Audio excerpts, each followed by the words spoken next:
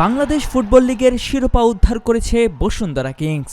শুক্রবার কুমিল্লার ভাষা শহীদ ধীরেন্দ্রনাথ দত্ত স্টেডিয়ামে লিগের গুরুত্বপূর্ণ ম্যাচে কিংস ২-০ গোলে আবাহনীকে হারিয়ে এক ম্যাচ হাতে রেখে নিশ্চিত করেছে চ্যাম্পিয়ন হওয়া।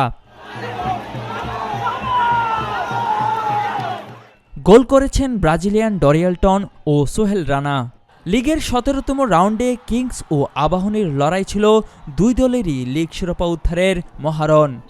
সমীকরণ এমন ছিল যে কিংস জিতলে চ্যাম্পিয়ন আর আবাহনী জিতলে টিকে থাকত সম্ভাবনা, কিন্তু কিংস সেই সুযোগ দেয়নি।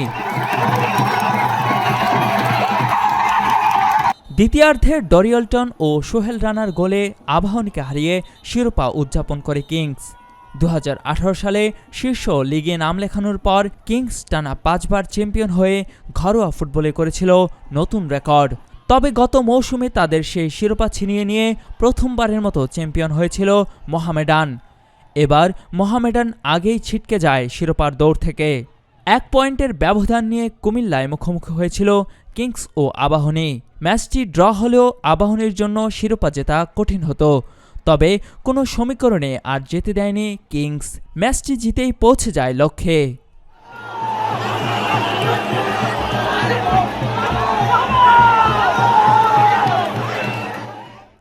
কুমিল্লার কাগজ, স্পোর্টস ডেস্ক।